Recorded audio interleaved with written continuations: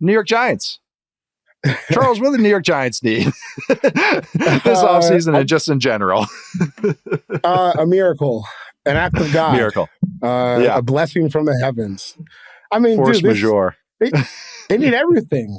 They need everything except like defensive line talent, basically. Which is, I mean, it's a good place to start for where they're at. But you need offensive line, you need a quarterback, you need a running back, you need DBs. Probably need like another linebacker too. I would say they probably need another edge rusher as well. But you're gonna have to start with quarterback most likely. Because honestly, when I was looking at their depth chart, I was like, man, you should probably trade down. Honestly, like if they had a rookie head coach this year or a first year head coach this year, that would be probably a situation where it's more viable for them to trade down. But with Dable and Schoen trying to save their jobs, they're probably just going to draft a rookie quarterback at 3. Right. I just don't really see how you're set up for not your favorite move. I mean, the more I looked at it, I was like, okay, you got Malik Neighbors, right? Yep. Darius Slayton Good play. Might be gone. You got Andrew Thomas at left tackle, who I don't really know how much is he ever going to be healthy again? I don't know. Right, that's it. He's an all-pro when he's out there. It's just that he's never healthy. So it's But but the thing is, okay, so even when he's out there, the other 4 guys, it's not like they're good. Like by the end of the season, they're starting Greg Van Roten at right guard. I didn't even know he was still in the league until I saw him popping up. On the Giants roster late in the season. You got Jermaine Alamunor starting over Evan Neal. I mean, they've just missed so much on this offensive line. Yeah. And they're kind of at the point where it doesn't matter whether Andrew Thomas is out there or not, because you have liabilities at multiple spots along the offensive line. So they got to get that fixed. And then, if you can just start to get that fixed, maybe you find like a little backup for Tyron Tracy, who had a good rookie year.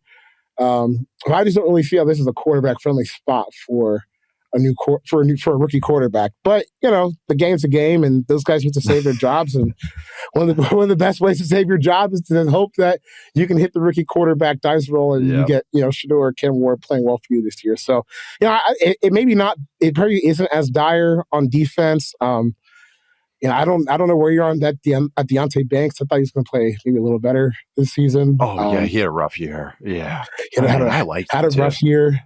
I like him too. It didn't really come together for him this year. So you probably need not even just to replace him, but just to play with him. Probably another cornerback or 2. I mean, this roster has very little talent on it outside of like the defensive line. So maybe another year of Hard Knocks with Joe Schoen doing his little media tour. That's what they need to kind of get back in the right direction, because he's done such a good job so far. That's the thing. They need everything. They need everything. They do. But even just talking about like Andrew Thomas, it's like, that guy's a true franchise left tackle. You can't rely on him. There's not even the good with the Giants. You can't rely on any of them. And that's what's so tough. Because I think the defense is very close to like being pretty good. Like I was even optimistic about them last year. And then they kind of were crescendoing, and then they fell off a cliff at the second half of the year after Dexter Lawrence got hurt. But I like Drew Phillips, their slot. Deonte Banks, I thought was like had Pro Bowl potential, and he looked bad last year. Statistically, eye test, just everything, just not what you want. Tyler Nubin had nice moments too at safety. But again, I'm with you. They need another corner. They need, Thibodeau's Thibodeau, he's whatever. But yeah, they need another pass rusher. Brian Burns has kind of been just some competition for Thibs as well. Just another guy that I keep touching my nose. But another guy there. And then I would think on offense, it's just Neighbors. I like Theo Johnson at tight end. I'm optimistic about him. And I like Tyrone Tracy. But that's the thing. It's like, okay, these are all second-year guys. So you drop in a rookie quarterback. It's not like there's old, reliable vet there that you're like really like he can rely on too. There's not that vet offensive line that rookie quarterback, in theory, can rely on as well. And then you got desperate coaches and a desperate personnel staff. That is just usually not the makeup of a good, successful rookie season or making good, prudent choices for the franchise. Like they set themselves up for this as well. But yeah, they're desperate.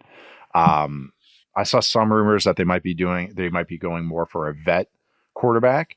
But like, again, it's just you're robbing Peter to pay Paul. Like, what is that building towards? And so, yeah, they need a lot. And it starts at quarterback, and I'm just trying to figure out what works for them. It's also kind of drastic. Which veteran quarterback? Like, right. Darnold. Who's making a difference? You want Darnold here? behind a bad O-line? No. Yeah. Or Kirk Cousins? Like, behind a bad O-line? No. See, these are the spots where I look at teams. I'm like, why didn't you just fire everybody? Why are you not starting over from scratch here? Once you have the guys who pay Daniel Jones, tell Jalen Jones to get out of town, those guys need to go too. I feel like it's that simple. So now but now you're in this is like the worst possible spot where you have a team that, like, look at this roster, verifiably bad. They weren't competitive last season. We talk all season about how good Dexter Lawrence is, and he's amazing. He's one of the best players in the NFL. But like him going out, that shouldn't be like total epic like collapse of Rome type for your defense.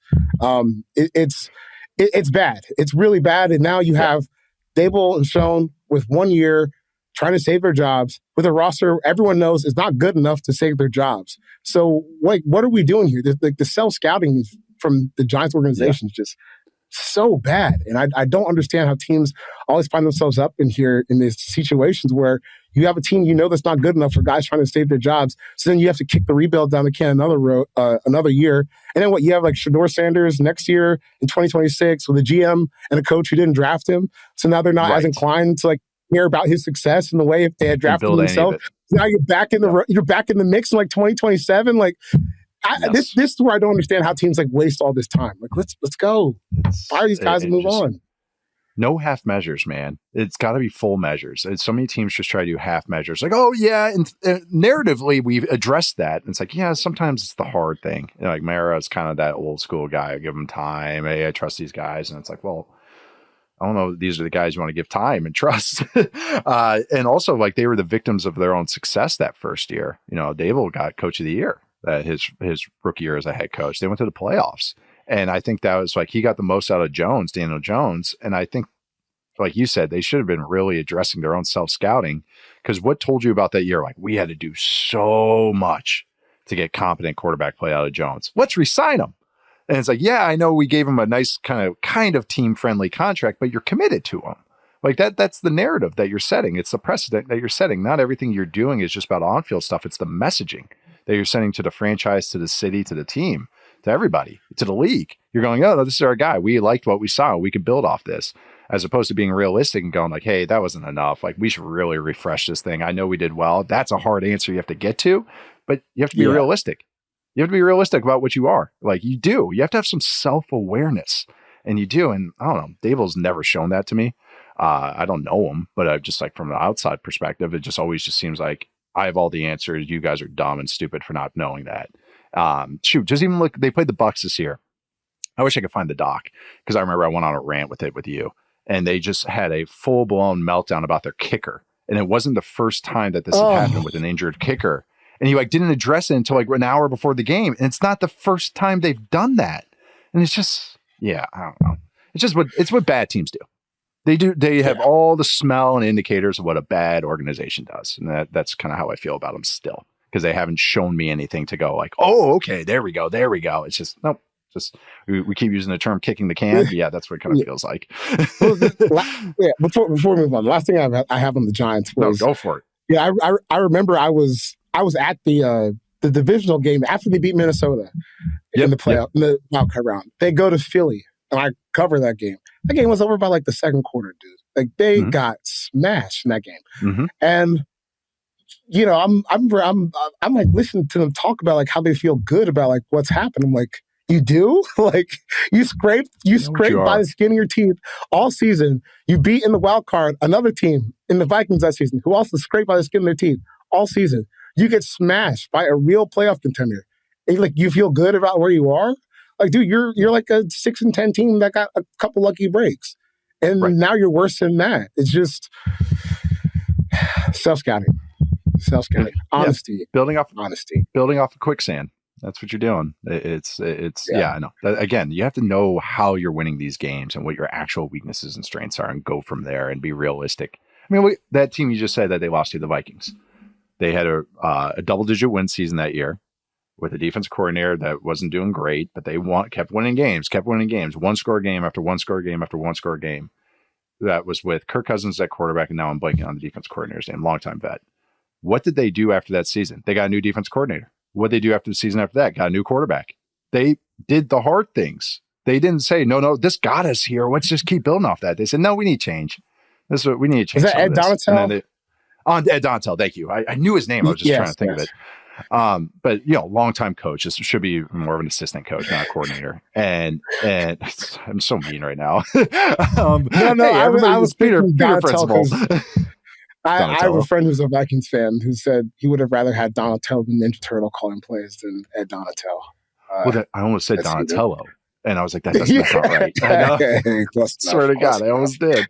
But they brought in Flores, and they're not regretting that. Then they moved on from Kirk Cousins, which is really hard to do. They're not regretting that. I think now they have a kind of an interesting choices to make this offseason. But again, you have to do the hard things sometimes. The Rams do this over and over. We committed to Joe Noteboom. All right, he's not good now. All right, shoot, you're not our starter anymore. Just all these little things that they do. And I don't know, the Giants just rather just keep kind of putting their head in the sand, like a bunch of ostriches.